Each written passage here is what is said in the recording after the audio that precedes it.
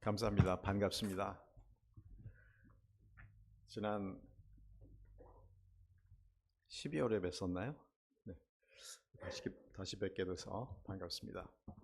그때는 날씨가 쌀쌀했는데 오늘은 아주 날씨가 쾌적하고 좋아서 야외로 가신 분들 안 계신지 모르겠습니다. 네, 먼저 하나님의 말씀 봉독하도록 하겠습니다. 요한복음 1장 14절에서 18절, Gospel of John, chapter 1, verses 14 through 18. 우리 한 절씩 교독하도록 할까요? 네, 제가 한 절 읽고 여러분들이 한 절 읽어주시기 바랍니다. 말씀이 육신이 되어 우리 가운데 거하심에 우리가 그의 영광을 보니 아버지의 독생자의 영광이요 은혜와 진리가 충만하더라.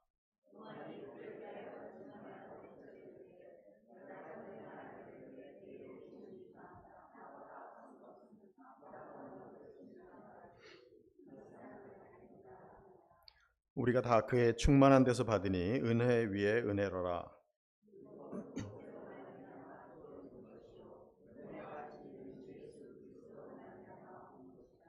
함께 읽겠습니다. 본래 하나님을 본 사람이 없으되 아버지 품속에 있는 독생하신 하나님이 나타내셨느니라. 아멘. 네, 부활절이 지난 지 이제 한 2달 정도 되어 가는데 여러분들 그 부활의 은혜를 여전히 감사하고 계시리라 믿습니다. 오늘 본 말씀은 우리가 너무나 잘 아는 말씀이죠.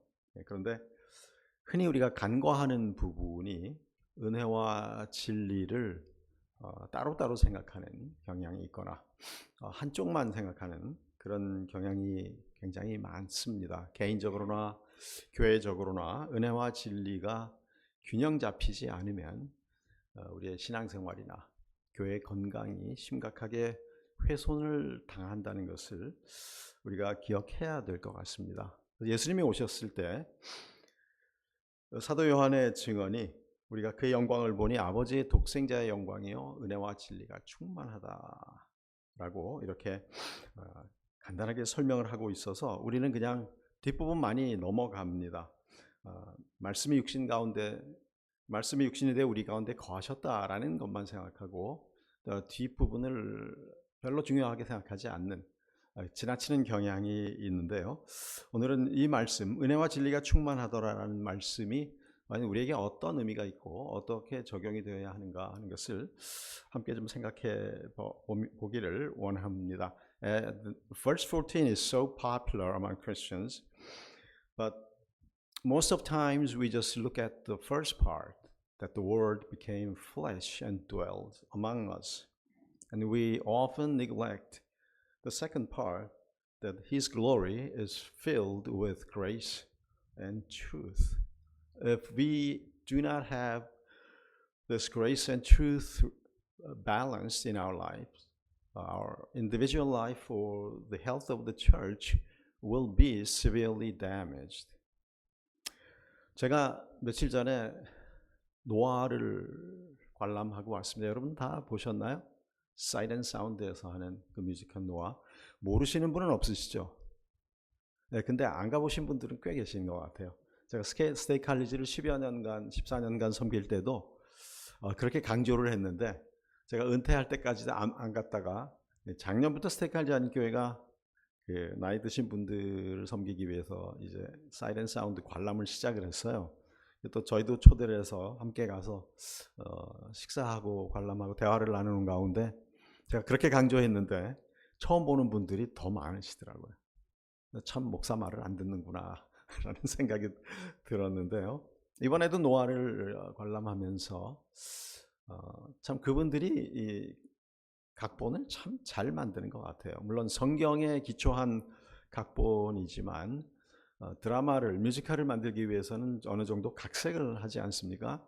그런데 그들이 성경이라는 틀 안에서 그 스토리를, 내러티브를 잘 정리해서 진행하는 것을 보게 됩니다. 이 사이렌 사운드 뮤지컬이 저는 훌륭하다고 생각하는 이유가 성경의 말씀의 그 프레임 안에서 거기에 나오는 게 우리가 스토리라 그러죠. 이 서사를, 내러티브를 아주 참 멋지게 각색을 해서 성경을 더 풍부하게 바라볼 수 있게 해주는 그런 은사들을 가지신 것 같아요. 그래서 그것을 보다 보면 만일 그 뮤지컬이 성경의 그 프레임을, 틀을 떠나버리면 이게 거짓이 돼버리죠.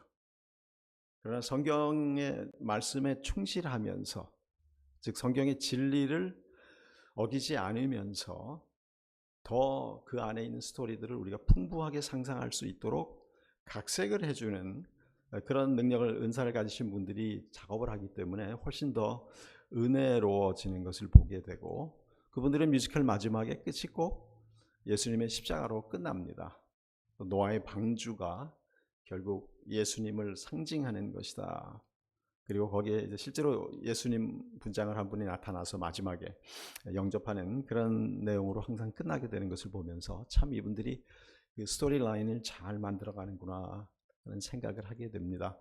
제가 이 노아의 방주 설명을 드리면서 두 가지 말씀을 드렸어요. 진리라는 틀 안에서 벗어나지 않으면서 그 내용을 풍성하게 한다. 네, 좀 감을 잡으셨나요? 은혜와 진리가 같이 균형을 잘 잡고 있는 것을 보게 됩니다. The people who make the musical at Sight and Sound, they always do a wonderful job without hurting the storyline, the frame, the truth of the Bible, the frame of the Bible truth, biblical truth, and they add some interesting stories and characters to make it more fun and help us understand or imagine the Bible story itself more interestingly and beneficially. So in that script writing, they also honor the grace and truth part. If they go out of the boundaries of the Bible, the truth, then it will be a false narrative. But because they are faithful to the script, to the truth of God's word, they make it more interesting and more fun to the audience. 그런데 노아가 방주를 짓게 되는 배경을 여러분 잘 아실 겁니다. 창세기 6장에 보시면 죄악이 세상에 관영하기 때문에 하나님께서 모든 피조물을 물로 멸하실 것이다. 그러나 노아는 하나님에게 은혜를 입었기 때문에 노아의 식구들을 살려주시기로 작정하고 노아에게 방주를 지으라고 명하십니다. 이 짧은 스토리 안에 중요한 내용들이 나오죠. 왜 하나님이 인류와 모든 생물을 멸하시기로 작정하셨는가? Why did God decide to punish all the creatures on the earth right before the story of Noah? Because they broke God's truth. They broke the covenant. 하나님의 진리를, 하나님의 언약을 어겼기 때문에 하나님이 심판하시기 작정을 하셨죠. 그러나 노아는 여호와께 은혜를 입었더라. But Noah was looked favorably upon by God. Noah received the grace by God. 노아는 은혜를 입었기 때문에 노아의 식구들을 구원하시기로 하십니다. 그런데 하나님 방주를 만들어 주시지 않죠. 노아에게 내가 방주를 지어라. 120년이라고 거기 나오는데 100년이 넘도록 방주를 짓습니다. 저도 사실 이 뮤지컬을 보기 전까지는 그냥 고생했겠다 정도로 했는데 그 뮤지컬에서 그런 스토리가 나옵니다.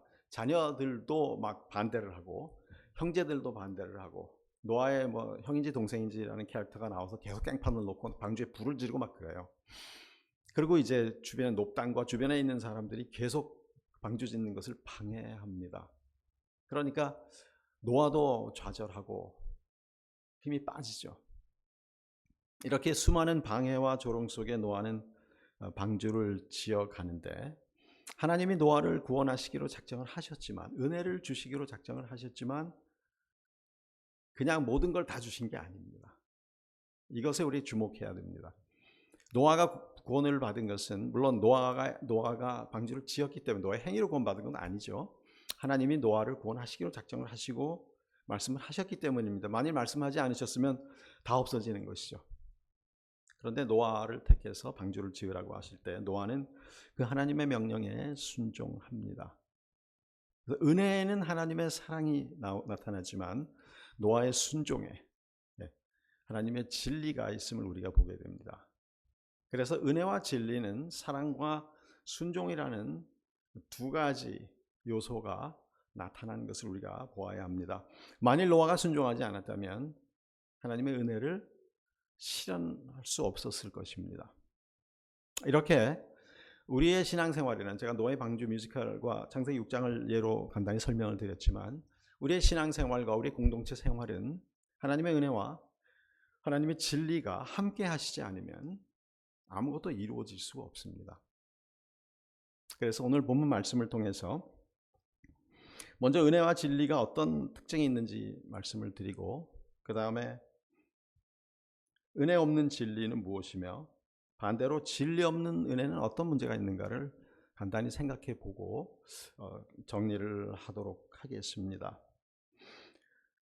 먼저 우리가 은혜와 진리를 오늘 본문 말씀을 통해서 보게 되는데요. 은혜는 무엇입니까? What is grace? 은혜는 받을 자격이 없는 사람들에게 베푸시는 하나님의 은총 또는 사랑이라고 우리가 정의합니다. Grace is unmerited favor from God. 받을 자격이 있어서 받는 것은 은혜가 아니죠. 그것은 대가가 되고 상이 됩니다. 그러나 받을 자격이 없는 사람들에게 주시는 것이기 때문에 우리가 은혜다, grace라고 하고 그것은 항상 free입니다. 공짜입니다. 그래서 우리의 구원도 은혜고 우리의 성화도 성숙도 은혜라고 말씀을 하죠. 너희가 그 은혜를 인하여 믿음으로 말미암아 구원을 받았나니 We have been saved by grace through faith.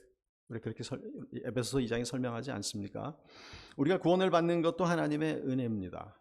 거저 받는 것이죠. 우리가 의롭기 때문에 우리가 무엇을 했기 때문에 받는 것이 아닙니다. 구원도 하나님의 은혜로 시작하고 성장도 성화도 하나님의 은혜로 시작합니다. 디도서 2장 11절에 보시면 모든 사람에게 구원을 베푸시는 하나님의 은혜가 나타나 여기까지는 같습니다. 에베소 2장 8절과 그런데 우리를 양육하시되 모든 경건치 않은 것과 세상의 정욕을 버리고 절제와 의와 경건한 삶을 살게 하신다. 그러니까 은혜는 우리를 구원하실 뿐 아니라 우리를 성화시키고 성숙하게 거룩하게 하시는 것이 은혜라는 것입니다. 우리가 열심히 신앙생활 잘해서 거룩해지지 않습니다. 우리가 흔히 열심히 기도하고 말씀 보고 전도하면 우리가 거룩해진다 그러는데요. 우리는 이미 거룩해졌습니다. 우리가 기도하고 말씀 보고 전도하고 하는 것은 성화되기 위해서 성숙해지기 위해서 하는 것이지 그리고 그것조차도 우리의 힘으로 되지 않는다고 디도서 2장 11절은 분명히 말씀하고 있는 것입니다. The grace of God not only saves us but also nourishes and teaches and trains us. Everything is done by the grace of God. 하나님의 은혜로만 되는 것임을 우리가 보아야 합니다. 그렇기 때문에 은혜는 우리의 영적인 성장의 첫 번째 필수 요소입니다. It is the first essential ingredient for our salvation and spiritual growth. 그러면 진리는 두 번째 요소가 되겠죠. 근데 먼저 은혜를 한번 조금 더 보충해 드리면 은혜는 하나님의 형상을 회복하는 첫 번째 요소인데 이 은혜는 아까 거저 주시는 것이라고 했습니다. 영어로 말하면 unmerited 또는 undeserved라는 말을 씁니다. 우리가 살 수 있는 것이 아니라는 것이죠. It cannot be earned. It is given freely. 그렇기 때문에 grace is uninterrupted and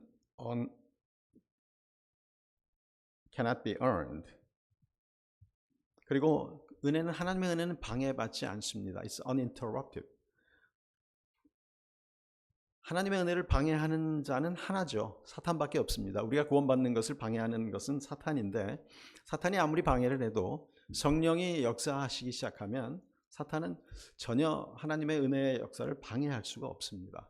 그만큼 은혜는 절대적인 하나님의 성품의 요소입니다. 그래서 헨리 클라우드라는 분은 은혜를 이렇게 설명합니다. 은혜는 하나님의 성품 중에서 관계적인 측면을 보여준다. It is the relational aspect of God's character. 절대적이기 때문입니다. 물론 진리도 그렇죠. 그런데 은혜는 관계적인 측면을 보여준다면 하나님이 우리를 사랑하시고 용서하시고 변화시키시는 그런 부분을 말씀한다면 진리는 구조적인 측면을 보여줍니다. The truth is the structural aspect of God's character. 그래서 뼈대를 형성해 나갑니다. 사실을 있는 그대로 보여주는 것이 진리이죠. Truth shows us the reality as it is. 그렇기 때문에 진리를 무시하면 우리는 허공을 치는 사람들과 같아집니다. 신앙생활할 때나 개인 공동체 생활을 할 때 진리를 무시하고 하게 되면 은혜만 강조하면 얼핏 보면 좋은 것 같지만 질서가 없어지고 문제가 많이 생기게 됩니다. 그 부분 조금 이따 좀 더 구체적으로 말씀을 드리겠습니다.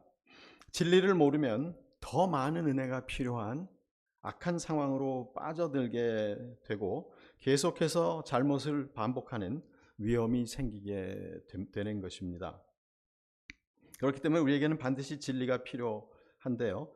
사도 베드로도 이런 말씀을 합니다. 베드로후서 3장 18절에 보면 우리 구주 예수 그리스도를 아는 지식과 은혜 안에서 자라가라. You must grow in the grace and knowledge of our Lord and Savior Jesus Christ. Grow in the grace and knowledge of our Lord Jesus Christ. 예수님의 은혜와 예수님을 아는 지식에서 자라가야만 우리가 성숙한 그리스도인이 될 수 있다고 말씀하고 있습니다. 용서만 강조하면, 그렇게 진리를 무시하면 더 많은 문제가 생깁니다. 물론 용서는 모든 종교 중에 기독교에만 있는 특징입니다. 여러분 그런 생각 해보셨어요? 다른 종교에는 용서라는 게 없습니다. 관용 이런 얘기는 있지만 There's no forgiveness in any other religion but Christianity. 이것은 사실 모든 다른 종교의 지도자들이 공통적으로 동의하는 항목이기도 합니다. Only in Christian religion there is forgiveness. But if we only emphasize forgiveness or grace, 어떻게 되겠습니까? Then people will keep making mistakes, keep sinning, and keep hurting each other. 용서만 강조하기 때문에, 진리가 없기 때문에 그렇게 됩니다. 그래서 진리는 우리가 하나님의 형상 안에서 성장하는데 가장 필요한 두 번째 요소가 됩니다. It is second most, or actually the same as grace, it is the most ingredient for our salvation and sanctification.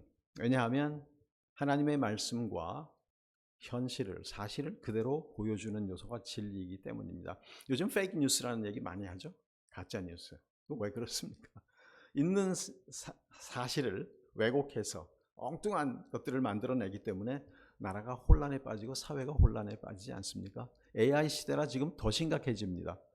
어제 뉴스를 보니까, 어떤 기사를 보니까 이제는 AI가 너무나 정밀해져서 웬만한 전문가들이 아니면 구별하기 어려울 정도로 아주 무서운 영상들을 만들어서 거짓 뉴스를 퍼뜨린다는 보도를 본 바가 있습니다. 진리는 사실을 말하는 것입니다. 그리고 하나님의 성품의 구조적인 측면을 강조합니다. 왜 구조적이냐 하면요, 구조라는 것은, 스트럭처라는 것은 뼈대를 말하죠. 프레임 또는 스켈리튼이라 그러는데요, 우리의 DNA 구조가 우리의 신체적인 삶이 어떻게 될 것인가를 설명해 주죠. Our DNA explains the form we will be getting. 그렇지 않습니까? DNA에 따라서 건강해지고 키도 커지고 몸무게도 무거워지는 사람 있고 가벼워지는 사람 있고, 또 여러 가지가 있습니다. 머리도 하얘지는 사람 있고 까매지는 사람 있고 빨개지는 사람도 있고요. DNA가 우리의 형태의 모든 것을 결정하죠. 마찬가지로 하나님의 진리가 우리의 마음과 영혼이 어떤 모양을 가져야 될지를 설명해 줍니다. 우리가 얼마나 하나님의 진리를 잘 이해하느냐에 따라서 The more we understand God's knowledge and obey it, it makes the form of our spirit and soul on our spiritual journey. 그렇기 때문에 하나님의 진리를 무시하면 우리의 삶의 모습이 망가지고 공동체가 망가지게 되는 것입니다.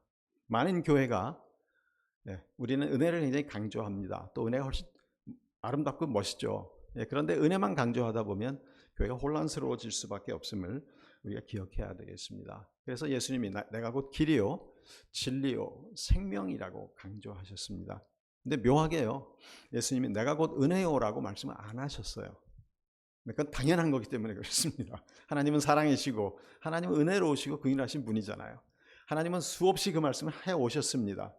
그런데 예수님이 오셔서 내가 곧 길이요 진리요 생명이다, 내가 곧 빛이다 라고 말씀하십니다. 왜냐하면 율법은 은혜를 잃어버렸는데 그들이 그 잃어버린 이유가 진리에 순종하지 않았기 때문입니다.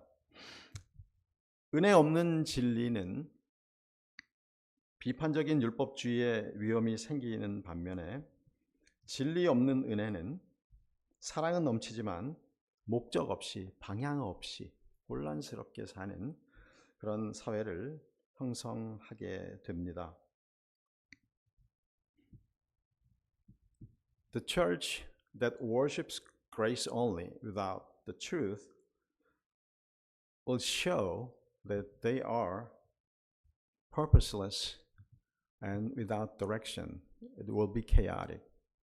얼핏 보면 아름다운 것 같지만 방향을 잃고 방황하는 방주와 같이, 배와 같이 계속해서 떠다니게 되는 것입니다. 그렇기 때문에 진리가 없는 은혜는 무질서와 방종으로 갈 수밖에 없음을 우리가 생각해야 되겠습니다.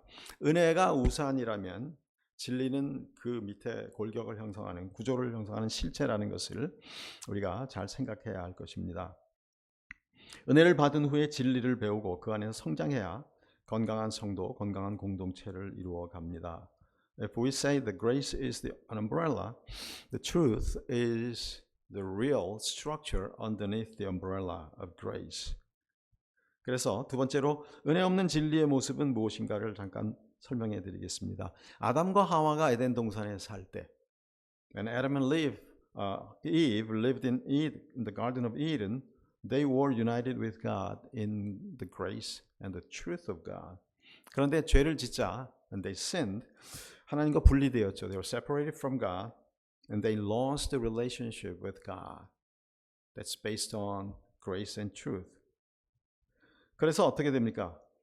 그들이 하나님의 은혜를 잃었을 때, 즉 진리를 순종하지 않아서 하나님의 은혜를 상실했을 때, 첫 번째 그들이 느낀 것은 수치심과 공포였습니다. They felt shame and fear. 하나님이 아담을 찾았을 때, 아담아 내가 어디 있느냐 할 때 아담이 나와서 뭐라 그랬습니까? 우리가 벗었으므로 두려워하여 숨었나이다. We hid because we were afraid. Shame and fear follow their disobedience.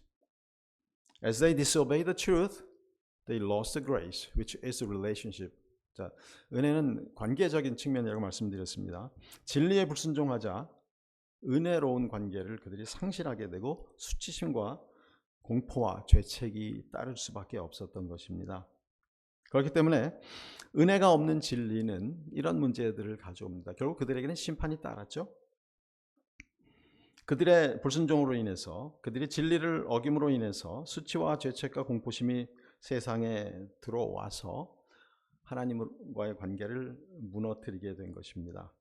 그래서 이렇게 죄 가운데 놓인 아담과 하와를 위해서, 그리고 인류를 위해서 하나님의 뜻대로 살아갈 수 있는 규범을 주셨죠. God gave them a new guideline so that they can live according to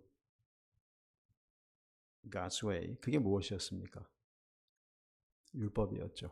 God gave them the law.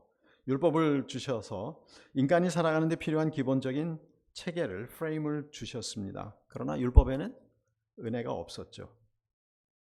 오늘 17절에 나옵니다. 율법은 모세로 말미암아 주어진 것이요 은혜와 진리는 예수 그리스도로 말미암은 것이라. 이 말씀은 율법에는 은혜가 따라오지 않았었다는 것입니다. 그렇기 때문에 이 은혜 없는 진리인 율법에는 심판만이 올 수밖에 없었던 것입니다. The truth without grace will bring judgment. 그래서 율법을 통해서는 죄를 깨달을 뿐이라고 로마서 3장 20절에 말씀하신 것을 우리가 알 수 있습니다. 진리를 은혜나 관계보다 더 우선시하면, 그러니까 은혜 없는 진리는 이미 말씀드린 대로 죄책감과 두려움과 분노와 여러 가지 정서적인 고통을 가져오게 됩니다. 은혜가 진리를 감싸줄 때 확신이 생기고 관계가 다시 형성이 된다는 것을 우리가 기억해야 되겠습니다. 은혜 없는 진리는 파괴적일 수밖에 없고 개인과 교회의 성장을 방해하고 교회를 무너뜨리게 됩니다. 반면 마찬가지로 우리가 사랑을 이룰 때 진리만을 강조할 때는 비판적이 될 수밖에 없음을 우리가 잘 기억해야 되겠습니다. 물론 비판에는 건설적인 비판과 파괴적인 비판이 따르지만 우리가 우리의 모든 신앙생활에는 사랑과 진리가 항상 균형을 이루는 그러한 삶이 되지 않으면 우리는 계속해서 우리 자신과 공동체를 파괴하는 삶을 살 수밖에 없음을 우리가 기억하셔야 할 것입니다. 은혜 없는 진리의 문제가 무엇인가? 그것이 우리의 모든 관계를 파괴하고 우리를 비판적으로 만든다는 것을 우리가 기억해야 되겠습니다. 은혜 없는 진리의 가정이나 사회는 항상 두려움과 수치심과 분노와 이런 정서적인 고통과 갈등이 따른 공동체가 될 수밖에 없음을 우리가 기억해야 합니다. 그래서 에베소 4장 15절에는 오직 사랑 안에서 참된 것을 하며 범사에 그에게까지 자랄지라 speaking the truth in love we are to grow up in every way into him 이라고 강조하고 있습니다. 반면에 진리 없는 은혜는 어떤 모습을 띠는가 잠시 언급을 드렸지만 은혜 없는 진리가 치명적인 동시에 진리 없는 은혜 또한 우리의 삶을 피폐하게 만듭니다. While the truth without grace is fatal, deadly, grace without truth also diminish our lives. 우리의 삶을 힘들게 만들어 버립니다. 그래서 이미 말씀드린 것처럼 은혜를 승부하는 교회는 사랑은 넘치지만 성도들이 목적 없이 방향 없이 흔들리는 모습을 우리는 종종 보게 됩니다. 얼핏 보면 이거를 우리가 쉽게 못 느낄 때가 참 많이 있습니다. 그러나 여러분들 공동체 안에서 어떤 문제가 생길 때 한번 생각해 보세요. 지금 왜 이런 문제가 생겼는가? 은혜가 문제인가? 진리가 문제인가? 그런 질문을 던지시면 쉽게 답을 찾으실 수가 있습니다. 많은 경우에 사람들이 진리를 무시하는 데서 문제가 출발이 됩니다. 질서가 있죠. 이 진리는 하나님의 말씀만을 말하는 것이 아니죠. 교회 안에도 질서가 있고 또 좋은 전통이 있습니다. 나쁜 전통도 있겠지만 좋은 전통들이 있습니다. 교회를 유지하는 골격이 있는 것이죠. 이 골격을 무시하게 되면 은혜만 강조하게 되면 좋은 게 좋은 거 아니냐. 은혜스럽게 합시다. 굉장히 좋은 말인 것 같은데요. 상당히 위험할 수 있습니다. 언제? 진리를 무시하고 은혜만을 강조할 때는 문제가 되는 것입니다. 그래서 은혜 없는 진리가 율법주의의 위험이 있는 반면에 진리 없는 은혜는 무질서와 방종으로 달리게 됩니다. Truth without grace leads to legalism, but grace without truth will lead to disorder and license. 그래서 많은 교회들이 은혜만을 강조하다가 보면 교회의 질서가 다 무너지게 됩니다. 그 질서는 수평적인 질서도 있고 수직적인 질서도 있겠죠. 교회 안에서 리더들을 존중하고 또 하나님의 말씀 안에서 모든 일에 순종하는 그런 삶을 살아야 되는데 이런 것들이 다 무너지게 됩니다. 여러분 서로를 얼마나 존중하고 계시는지 한번 돌아보시기 바랍니다. 하나님의 은혜 안에서 우리가 서로를 얼마나 인격적으로 존중하고 또 하나님이 교회를 위해서 세우신 지도자들에게 우리가 어떻게 말씀 안에서 순종하는가 여러분 돌아보셔야 됩니다. 그래서 뭐 사이렌 사운드를 보십시오 하는 목사의 말을 불순종하는 것도 문제가 될 수 있지만 목회자가 말씀을 통해서 권면하는 가르침들 또 교회 리더이신 장로님들이나 안수 집사님 계신가요? 네, 그분들의 의사를 무시하는 성도들이 계신다면 한번 진지하게 생각해 보셔야 되고 또 역으로 목회자나 장로님들이나 안수 집사님들이 얼마나 하나님의 말씀에 순종하고 있는가를 여러분들이 보셔야 됩니다. 그래서 지도자들의 말이 하나님의 진리에 근거한 것이라면 여러분들이 순종하셔야 됩니다. 나의 생각과 다르다고 불순종하게 되면 그것은 은혜로운 교회가 되는 것이 아니라 무질서한 교회가 되고 맙니다. 많은 경우에 교회의 문제가 항상 인간관계에서 오는 것을 보게 됩니다. 목회자와 성도들, 또 목사님과 장로님들 간에 불화해서 모든 문제들이 출발하게 되는 것을 보는데요. 그때마다 여러분도 생각하셔야 됩니다. 이것이 은혜의 문제인가 진리의 문제인가. 한쪽을 소홀히 하고 있다면 교회는 혼란 속으로 빠질 수밖에 없습니다. 갈라디아서 5장 13절에 형제들아 너희가 자유를 위하여 부르심을 받았으나 그 자유로 육체의 기회를 삼지 말고 오직 사랑으로 서로 종노릇하라. You call to freedom, but do not use that freedom for the sake of the flesh, but to serve one another in love. 사랑으로 서로 종노릇하기 위해 서로 섬기도록 자유를 사용하라고 명령하시는 것을 우리가 기억해야 되겠습니다. 방종의 결과는 개인적으로나 교회적으로나 파멸을 가져올 수밖에 없기 때문입니다. 그래서 성경은 은혜나 진리 어느 한쪽 편만 들어주시지 않습니다. 성경은 이 두 개가 같이 있어야 된다고 강조하고 있는 것입니다. 왜냐하면 하나님은 은혜 없는 진리의 신이 아니시고 또 진리 없는 은혜의 신도 아니십니다.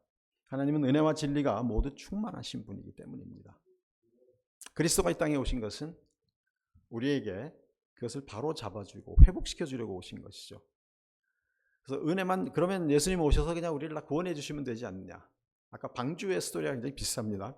그냥 다 구원해 주시면 되는데 왜 예수님을 보내서 십자가에 달려 돌아가시게 했는가. 거기에는 진리가 있기 때문입니다.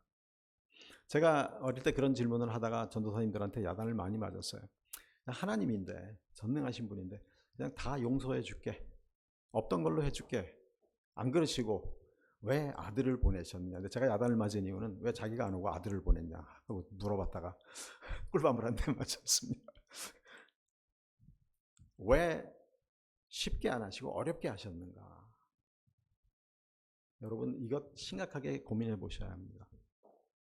하나님이 아담과 맺으신 언약 때문입니다.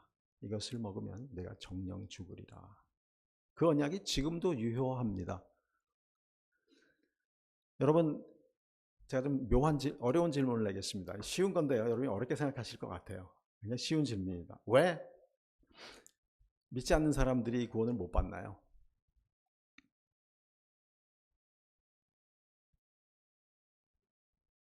믿지 않기 때문에요. 근데 믿기 전에 처음부터 죄를 안 지었으면 되죠. 그래서 예수를 안 믿기 때문에 구원을 못 받습니다. 그런데 그보다 더 근본적인 것은 아담과의 언약 때문에 예수를 안 믿으면 구원을 못 받는 것입니다. 그러니까 하나님이 아담과 세우신 언약을, 이게 첫 번째 언약이었기 때문에 첫 번째 진리였습니다. 그것을 인간이 어겼기 때문에 이 문제가 해결이 안 되면 하나님이 인간을 구원하실 수가 없는 거예요. 하나님인데 마음대로 하시면 되지 않느냐. 하나님이 마음대로 못 하시는 게 있죠. 좀 이상하죠? 하나님이 하지 못하시는 게 있습니다. 거짓말을 못 하시고요. 약속을 어기지 못하시죠. 이것을 먹으면 정령 죽으리라고 하셨기 때문에 그 약속을 이길 수 있는 약속이 있어야 되는 거였습니다. 그것이 예수님과의 언약이었어요. 이것은 인간과의 언약이 아니었습니다. 사실은 이 신약은 하나님과 하나님의 아들과의 언약이었어요. 엄밀히 말하면. 그래서 예수님이 내가 가서 저들의 죄를 대신해서 십자가에 달려 죽을 테니 아버지께서 그 십자가에 달린 나를 받아들이는 사람들을 용서해 주십시오 라는 아버지와 아들의 약속이었습니다. 하나님과 아담과의 언약을 초월할 수 있는 약속은 성부와 성자의 약속뿐이었습니다. 그런데 이게 두 개가 다 진리죠. 첫 번째 진리를 이기기 위해서, 해결하기 위해서 두 번째 진리가 필요했던 것입니다. 은혜가 필요했던 것이 아니에요. 은혜는 항상 있었습니다. 제가 좀 말을 극단적으로 설명을 드리는데요. 노아의 방주가 꼭 지어져야 했던 것처럼 예수님이 꼭 인간으로 오셔서 십자가를 지셔야 했던 것입니다. 그 진리를 우리가 믿고 순종해야 구원의 은혜를 받을 수 있는 것입니다. 인간적인 입장에서 볼 때요. 그래서 진리는 우리의 순종을 요구합니다. 은혜는 사랑이 필요하지만, 또는 사랑을 가져오지만, 진리에는 순종이 반드시 필요한 것임을 우리가 기억해야 되겠습니다. 이렇게 은혜와 진리 모두가 우리의 구원과 성장에 필요한 것임을 우리가 기억해야 합니다. 그리고 은혜와 진리가 모두 필요하다는 것을 우리가 오직 예수 그리스도를 만날 때만 깨달을 수 있는 것이죠. 왜냐하면 율법을 통해서는 깨달을 수가 없었습니다. 율법을 통해서는 뭘 깨달았습니까? 죄를 깨달았죠. Through the law, we came to know what sin is. The knowledge of sin이라고 설명하고 있지 않습니까? 예수님을 만날 때 우리가 그의 영광을 보니 은혜와 진리가 충만하더라. 요한도 예수님을 만나는 순간 예수님의 영광이 뭡니까? 하나님의 형상이죠. 예수님의 그 형상, 하나님의 형상을 딱 보는 순간 여기에 은혜와 진리가 같이 있구나. 예수님에게만 답이 있구나 하는 것을 요한이 깨달았다고 오늘 고백한 것입니다. 그래서 18절에 보시면 본래 하나님을 본 사람이 없으되 아버지 품속에 있는 독생하신 하나님이 나타나셨느니라. No one has ever seen God, but the only God who is at the Father's side, He has made Him known, or He has shown Him 라고 설명하고 있습니다. 예수님을 만날 때 우리는 은혜가 무엇이고 진리가 무엇인지를 깨닫고 두 가지 모두를 누릴 수 있게 되는 것입니다. 그렇기 때문에 복음의 진리를 받아들이는 순간 복음의 은혜가 들어와서 주님과의 관계와 하나님과의 관계가 회복이 되는 것입니다. 진리를 깨닫고 그 복음의 진리에 순종하지 않으면 관계가 회복이 될 수 없는 것이기 때문입니다. 그래서 복음에는 은혜와 진리가 모두 포함되어 있음을 우리가 기억해야 할 것입니다. 아담이 태초에 누렸던 관계, 그것이 회복되기 위해서는 오직 두 번째 아담으로 오신 예수님을 만나고 그분과 연합해야만 이 문제가 해결되고 회복이 되는 것입니다. 여러분, 그렇기 때문에 우리 개인의 신앙생활에서도 모든 인간관계, 가정에서나 교회에서, 물론 사회에서도 이 진리를 실천할 수가 있습니다만은 세상은 다 예수 믿는 사람만 사는 게 아니기 때문에 될 수도 있고 안 될 수도 있어요. 그러나 우리가 이 은혜와 복음의 진리를 일상생활에서도 그대로 실천할 수 있다면 많은 사람에게 예수님의 영광을 나타낼 수 있을 것입니다. 그렇죠? 우리가 그의 영광을 보니 은혜와 진리가 충만하더라. 우리가 은혜와 진리가 균형 잡힌 삶을 살 때, 은혜와 진리가 충만한 삶을 살 때 그 안에서 세상 사람들이 예수님의 형상을 깨달을 수 있게 되는 것이죠. 우리 안에 계신 예수님을 볼 수 있게 될 것입니다. 은혜와 진리가 함께 할 때 결론을 맺겠습니다. 우리의 관계가 회복이 되고 죄책감이나 두려움이나 이러한 성장의 방해물이 다 제거됩니다.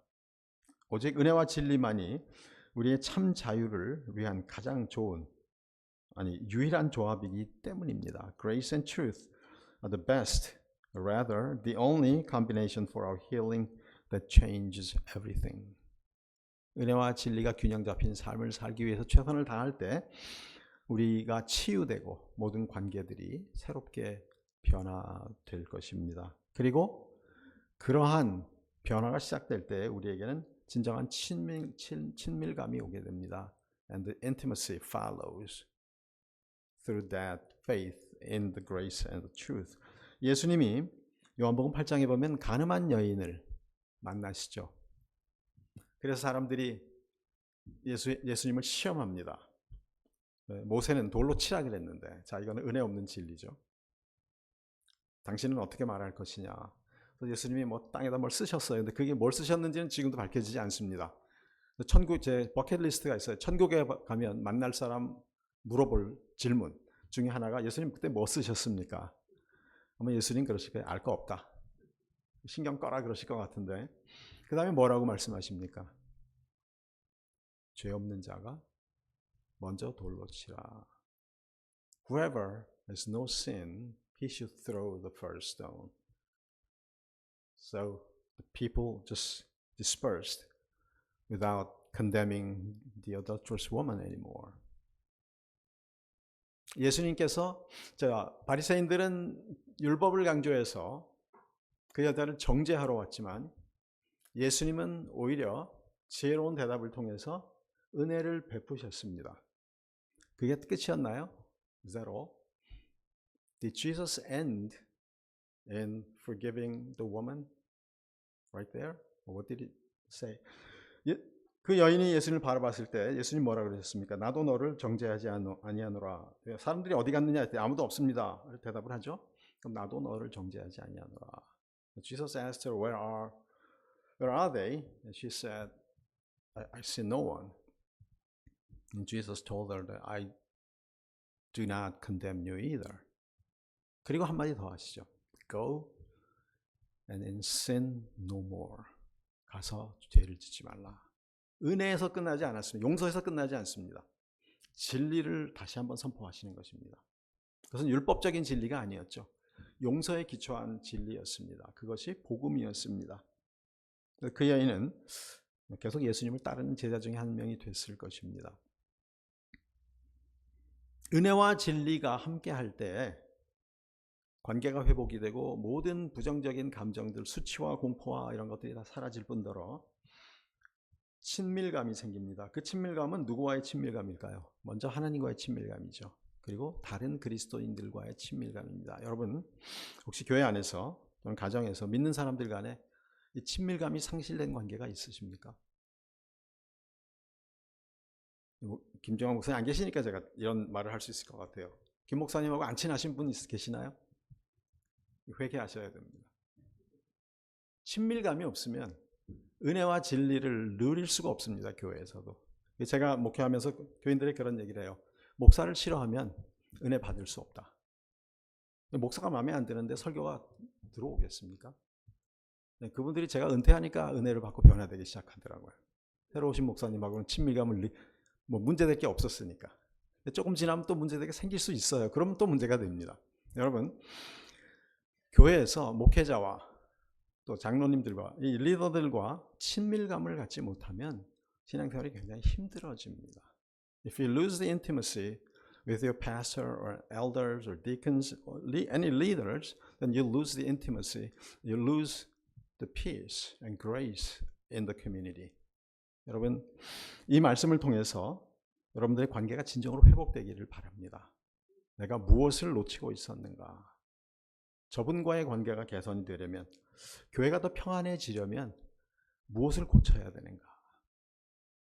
우리는 먼저 하나님의 진리와 또 교회 안에 있는 교회 내규도 있고 모든 질서가 있을 것입니다.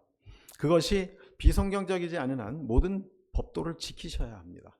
그걸 무시하고는 우리가 참된 은혜를 누릴 수 없습니다. 은혜는 사랑을 강조하고 사랑과 용납을 강조하고 관계를 강조하지만 진리는 순종을 요구합니다. Without obedience, you cannot follow the truth. 그렇죠? 아담이 불순종했기 때문에 진리와 은혜의 자리에 떨어진 것입니다. If you disobey the truth, then you lose the grace at the same time.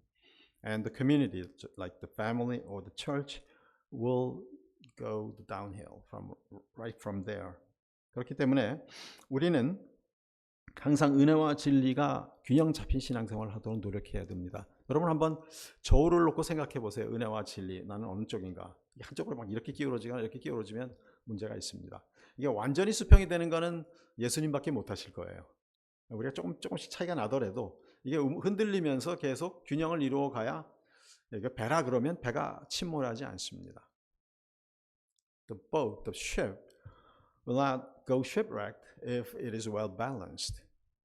Likewise, the boat, that is the church, the ark, will sail smoothly and fruitfully as long as the balance is maintained. 우리가 은혜와 진리의 균형을 잘 잡아야 교회가 건강해지고 열매 맺는 사역을 할 수 있을 것입니다.